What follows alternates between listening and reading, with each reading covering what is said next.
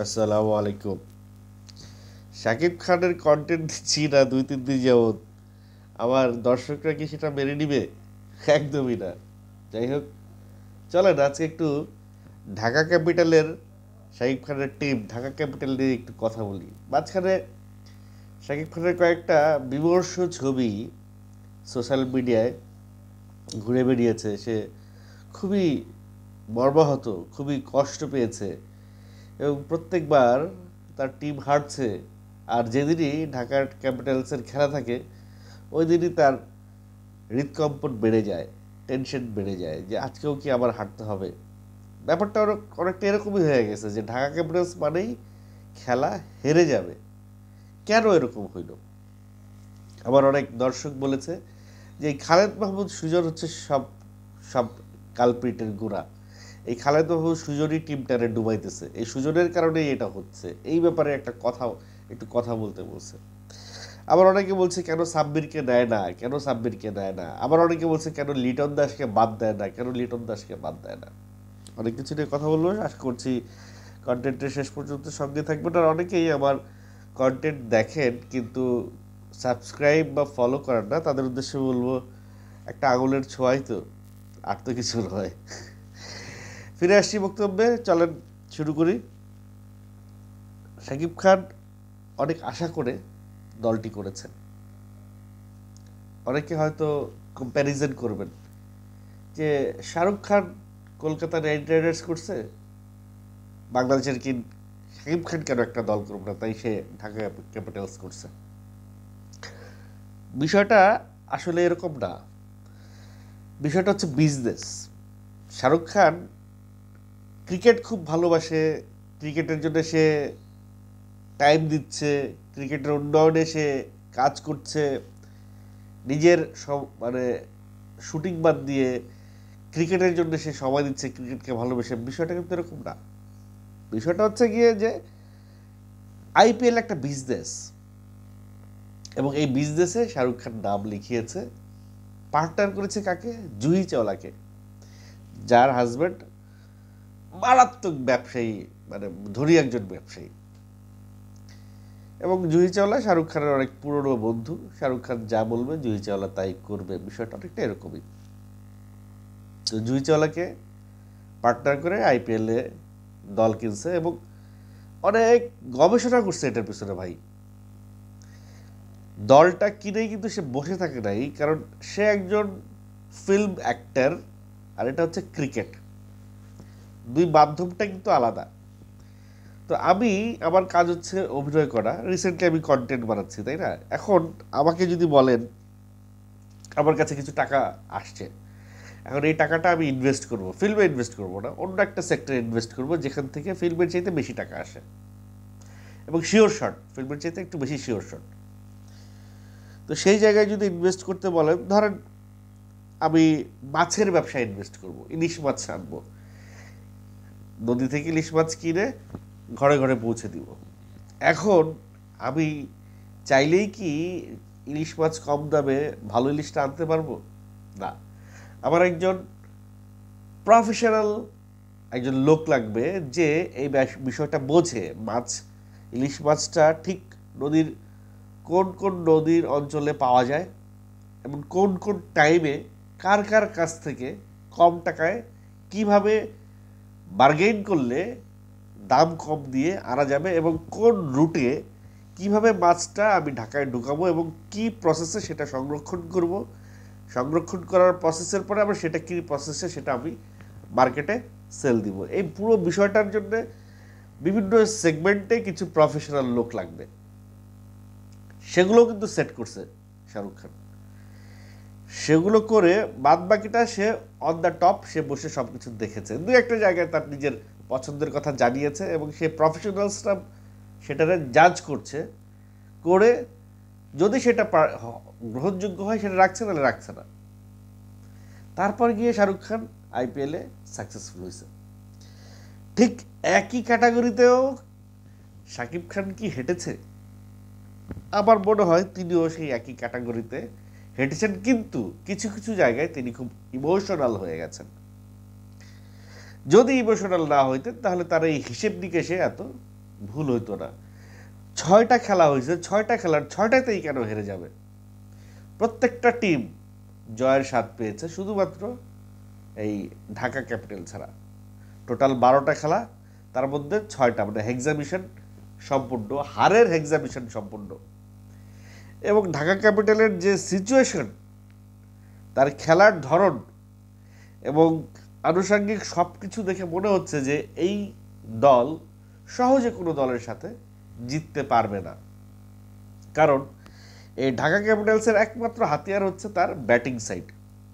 যে ব্যাটিং সাইডে দুইজন ব্যাটসম্যানকে মানে ফর্মে ওই একদিনে দুইজন ব্যাটসম্যানকে খুব ভালো করতে হবে। যদি দুইজনের একজন ফেল করে, যে কোনো দুইজন ভালো করতে হবে, যে কোনো দুজনকে 50+ রান করতে হবে। যদি সেটা না হয় তাহলে তাদের বড় স্কোর হবে না। আর যদি 3জন দাঁড়ায় যায়, 3জন 50+ রান করে, তাহলে তারা 200 রান ক্রস করবে। কিন্তু বোলিং সাইডে ঢাকা ক্যাপিটালসের কোনো স্পেশালাইজড বোলার নাই। এমন কোনো বোলার নাই যেই বোলারকে স্ট্রাইক বোলার বলা যেতে পারে, মানে ওই বোলারের উপরে বেস করে ঢাকা ক্যাপিটাল ওই বোলারটাকে টার্গেট করবে যে না, এই বোলারের বল খেলা যাবে না, এই বোলারকে একটু সমীহ করে খেলতে হবে। এই বোলার দেখেন, শেখ মেহেদীর মতো একটা প্লেয়ার, সে কোন দল জানো, খুলনা নাকি জানো, শেখ মেহেদী কোন দলে আমি ভুলে গেছি, সেও মেড ইন পায়। মেহেদী হাসান মিরাজ, তাসকিন রহমান, বাংলাদেশেরই বোলারেরা, তাই না? এরা কিন্তু যেই দলে যেই দলে আছে, সেই দলে কিন্তু তার স্টার ভ্যালুটা রয়ে গেছে। ঠিক একইভাবে ঢাকা ক্যাপিটালসের ব্যাটাররা, কয়জন স্টার ব্যাটার আছে? এক সাব্বির, মানে যাকে হার্ড-হিটার বলা যায়, এক সাব্বির। এই যে তামিমকে নামায়, তামিম তো, জেসন রয় একজন বিদেশি ব্যাটসম্যান, সে তো সবগুলো খেলা খেলতে পারবে না। আরেকজন বিদেশি ব্যাটসম্যান আছে, ও আর সাব্বির, এই দুজনকে মনে হয় যে আচ্ছা ঠিক আছে, এরা যদি মাঠে নামে অ্যাটলিস্ট ফাটাবে। আর বাদ বাকিদের উপরে ভরসা নেই। লিটন দাস 5টা ম্যাচ টানা, 4টা ম্যাচ খারাপ খেললো, একটা ম্যাচ ড্রপ করলো, 6 নম্বর ম্যাচে এসে সে কিছু রান পাইলো। এরকম এক ম্যাচে রান করবে আর 5 ম্যাচ বসে থাকবে ফর্মে, তার জন্য অপেক্ষা করতে হবে লিটন দাসকে, যে 5 ম্যাচ পরে সে এক ম্যাচে গিয়ে স্কোর করবে। এরকম হলে তো এটা তো টি-20 তো এরকম করলে তো হবে না। ওয়ানডে খেলায় হ্যাঁ ঠিক আছে, ফর্মে নাই, 3টা 4টা ম্যাচ ফর্মে নাও থাকতে পারে, আবার টানা 3টা 4টা ম্যাচে তাকে ফর্মে থাকতে হবে। এতটুকু পর্যন্ত রিস্ক নেওয়া যায়। এখন লিটন দাসের সামনে আরো 6টা ম্যাচ আছে। একটা ম্যাচ ড্রপ দিয়ে তাকে বোঝানো হয়েছে যে তোমারে কিন্তু দরকার না হলে তোমার কিন্তু রাখবো না ভাই, তোমার একটা ম্যাচ ড্রপ দিলাম আর একটা ম্যাচে নিলাম, এখন তুমি আসো ফর্মে। সে কিন্তু বুঝে গেছে, আমার মাথায় গিলু আছে, সে বুঝে গেছে, ভালো স্কোর করছে লাস্ট ম্যাচে। সাব্বির রহমান, তারে নেওয়ার জন্য তো মনে করেন যে মোটামুটি ফাটাফাটি অবস্থা, এবং তাকে নিয়েছে, সে পরীক্ষিত হয়েছে, সে রান দিছে, কিন্তু প্রথম 4টা ম্যাচে কেন তার নেওয়া হইল না বাবা? সাব্বির রহমান প্রথম 4টা ম্যাচে যদি নেওয়া হইতো তাহলে তাদের স্কোর তো আর একটু বেশি হতো। ঢাকা ক্যাপিটালসের ম্যাক্সিমাম খেলার দিকে চাই দেখেন, শেষ ওভারে আইসে কেমন জানি একটু ফাইট হয়, খানিকটা ফাইট হয়। ওইখানে যদি এরকম মনে হয়, যদি আরও যদি 20-30টা রান থাকতো তাহলে বোধহয় ম্যাচটা জিতে যেত।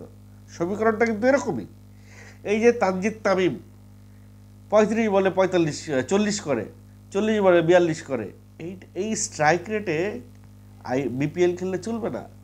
বিপিএলে অলমোস্ট 200 স্ট্রাইক রেট থাকতে হবে, না হলেও 170-এর উপরে স্ট্রাইক রেট থাকতে হবে।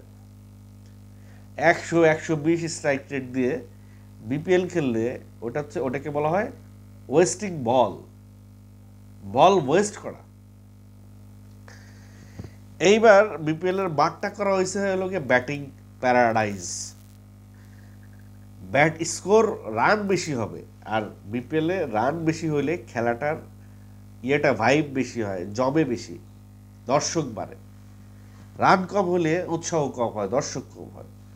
তো ঢাকা ক্যাপিটালস যে রান কম করছে তারা কিন্তু প্রত্যেকটা ম্যাচেই ভালো স্কোর করছে, কিন্তু ধরাটা খাওয়া গেছে বোলিং সেগমেন্টে। তাদের এমন কোনো বোলার নাই যে বোলার কারিশমা দেখাবে। এইখানে ওই যে বললাম যে স্পেশাল কিছু লোক নিয়োগ করতে হয় যারা স্পেশাল থিঙ্ক করবে, বিদেশ থেকে বোলার নিয়ে আসবে। একটা স্পেশাল বোলার যদি ব্যাটসম্যান আছে, একটা দুইটা ব্যাটসম্যান আর একটা স্পেশাল বোলার যদি ঢাকা ক্যাপিটাল রাখতো, এই যে থিসারা পেরেরা এক ম্যাচ ভালো খেলছে আর পরের ম্যাচগুলোতে তার অবস্থা ডাই। তারপরে খেলার ভিতরে আমার মনে হয় টিমের প্লেয়ারদের মধ্যে একটা ঝামেলা আছে, কেউ কারো কথা শুনে না, নাকি একটা বন্ডিং নাই, নাকি ম্যাচ করতেছে না, যাই না। খালেদ মাহমুদ সুজন এইখানে কোচের একটা ফ্যাক্টর আছে। কোচ যদি টিমের ভিতরে কোনো, যেমন ওই হাতুরের কারণে তামিম সাকিব একটা ঝামেলা হয়ে গেছে, সিনিয়র জুনিয়র একটা ঝামেলা হয়ে গেছে, একটা বৈপরীত্য দেখা যায় কোচের কারণে। কোচ অনেককে ফেভার করে, অনেককে ফেভার করে না। এখন সুজনের যে শুনি, তার যে রিপোর্ট শুনি তার নামে, তার পাস্ট এবং তার আশেপাশে যে আলোচনা হয়, সেই আলোচনায় অনেকেই সুজনকে দোষারোপ করছে। আবার অনেকেই বলছে যে Sujon is the best coach of Bangladesh. আমার মনে হয় কোচের জায়গা থেকেও ঢাকা ক্যাপিটালস ফেল করছে। এইখানে ওই যে সালাউদ্দিন সাহেবকে যদি আনতে পারত শাকিব খান, কারণ শাকিব খান তো ব্যস্ত ছিল তার সিনেমা নিয়ে। সে তো খেলাধুলায় কে ভালো খেলে, কে ভালো কোচ, কে ভালো গুটিবাজি করতে পারে, কে ভালো টিমকে ট্যাক্টফুলি ম্যানেজ করতে পারে, কে ভালো ম্যানেজার, কে ভালো প্লেয়ার হান্ট করতে পারে, এই বিষয়গুলো তো তার মাথায় নাই। সে কার সাথে আলাপ করছে আমি জানি না, বা কাকে এই হয়তো একজনকে নিছে, তারপরে সেই একজন থেকে আরেকজন তার এইভাবে। তো ঢাকা ক্যাপিটাল শাকিব খানের দল হিসেবে দলটাও কিন্তু নতুন। গতবারও কিন্তু ঢাকা ক্যাপিটাল হারের মুখ দেখছে খালি। এর আগের বিপিএলেও ঢাকা ক্যাপিটালের অবস্থা খুব খারাপ ছিল। সেরকম একটা বাজে দলকে শাকিব খান কিনছে, তো সেখানে একেবারে আমূল পরিবর্তন করলে শাকিব খানের সবচেয়ে ভালো হতো। গতবারও কিন্তু ঢাকা ক্যাপিটালের কোচ ছিল খালেদ মাহমুদ সুজন। তো এইবার ঢাকা ক্যাপিটালের কোচটা, মূল জায়গাটাই তো কোচটাকে চেঞ্জ করা দরকার ছিল। যাই হোক, আমার মনে হয় কোচটাকে ঠিক রেখে কোচের মতামত দিয়ে, কোচের পরামর্শ অনুযায়ী বোধহয় পুরো টিমটা পরবর্তীতে রেডি হয়েছে। ওই যে প্রথমে যে গল্পটা বলছিলাম, ইলিশ মাছের গল্পটা, কোন কোন জায়গায় কোন কোন প্রফেশনাল লোক নিয়োগ করতে হবে, ঠিক ওই জায়গায় আমার মনে হয় কোনো একটা ঝামেলা হয়েছে। প্রফেশনাল লোক নাই এই টিমটার চারপাশে, যেখানে কি কি লাগবে। আমি আসলে আর কোনো ফল্ট খুঁজে পাচ্ছি না, কারণ প্রত্যেকটা ম্যাচ ঢাকা ক্যাপিটাল রান করতেছে, রান পাচ্ছে, কিন্তু বোলিংয়ে যায়, ফিল্ডিংয়ে যায় বাবারা আর পারতেছে না। রান 195, 192, 185, 165, কিন্তু ফিল্ডিংয়ে যায় বাবারা আর কন্ট্রোল করতে পারতেছে না। তার মানে স্পেশাল দুজন বোলারও দরকার ছিল ব্যাটারের সাথে সাথে। তো লিটন দাসকে তো বন্ধ করা হইল, আবার দেওয়া হইলো। লিটন দাস তার ফর্মে আসছে, উপ্তা খাইয়া গুপ্তা খাইয়া খুপ্তা হয়েছে। সাব্বিরকেও নেওয়া হইলো দলে। 16 কলা তো পূর্ণ হইল, তারপরেও যদি 16 কলা পূর্ণ করার পরেও যদি টিম হারে, তাহলে সেই দায়ভারটা আসলে কার উপরে যায়? আমার মনে হয় সামনে আর 6টা ম্যাচ আছে। এই 6টা ম্যাচ আসলে ঢাকা ক্যাপিটালসের জন্য ডু অর ডাই ম্যাচ। আগামী 6টা ম্যাচ যদি ঢাকা ক্যাপিটালস না জিততে পারে, তাহলে তাদেরকে আর সামনের সারিতে আসার সম্ভাবনা খুব কম। এই 7টা দল থেকে বোধহয় 4টা দলকে ফার্স্ট ইয়েতে সিলেক্ট করা হবে। আমি জানি না কীভাবে কীভাবে রাউন্ড সাজানো হয়েছে, তবে সাধারণত এই 7টা দল থেকে 3টা দল বাদ যাবে ফার্স্টে, তারপর 4টা দল থেকে খেলাটাই হবে। তবে জয়ের ধারায় ফিরতে হইলে টিমের ভিতরে কিছু একটা ম্যাজিক আনতে হবে, কোচের একটা ম্যাজিক আনতে হবে, টিম কম্বিনেশনে একটা ম্যাজিক আনতে হবে। টিমটা কম্বিনেশন, এখন যে টিমটা দাঁড়াইছে ব্যাটিং অর্ডারে মোটামুটি ঠিক আছে, কিন্তু বোলিং অর্ডারটা আমার মনে হয় এখানে কিছু একটা গন্ডগোল আছে। বোলিং অর্ডারটা আরেকটু স্ট্রং করতে হবে।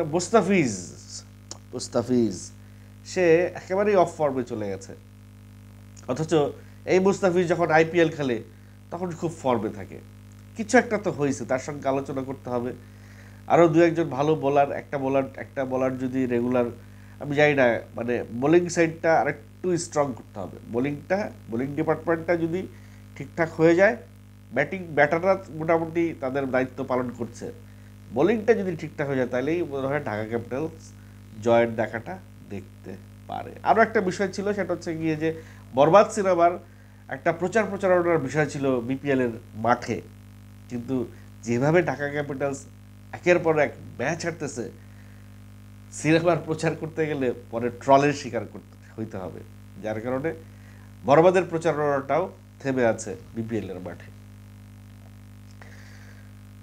যাই হোক, দিন শেষে আর 6টা ম্যাচ আছে। আমি একটু 6টা ম্যাচ আপনাদেরকে বলে দিচ্ছি, কোন কোন ম্যাচ কবে হবে, ফিকচারটা বলে দিচ্ছি। আগামী 16 তারিখে একটা ম্যাচ আছে ঢাকা ক্যাপিটালসের। 16 তারিখ দুপুর 1:30টার সময় ফরচুন বরিশালের সাথে খুবই স্ট্রং টিম। ফরচুন বরিশাল বলা যেতে পারে একেবারে সেকেন্ড টিম এইবার আসরে। তো ফরচুন বরিশালের সঙ্গে জেতা খুব টাফ হয়ে যাবে। তারপরে 16 তারিখ আরও একটা খেলা আছে ঢাকা ক্যাপিটালসের সন্ধ্যা 6:30 সেটা হচ্ছে দুর্বার রাজশাহীর সাথে। সেটাও স্ট্রং, সবগুলো টিম কিন্তু স্ট্রং সিলেট ছাড়া। আর সেই সিলেটের সাথেই ঢাকা ক্যাপিটালস লাস্ট ম্যাচটা জিততে পারলো না। দুর্বার রাজশাহীর সাথে সন্ধ্যা 6:30টায়, ফরচুন বরিশালের সাথে 16 তারিখ দুপুর 1:30টায়। 20 তারিখে ঢাকা ক্যাপিটালসের আছে সিলেটের সাথে আবার দুপুর 1:30টায়, এবং চিটাগাংয়ের সঙ্গে আছে দুপুর, এখানে বোধহয় টাইমের কোনো একটা হেরফের হয়েছে না। হ্যাঁ, 20 তারিখে একটা আছে,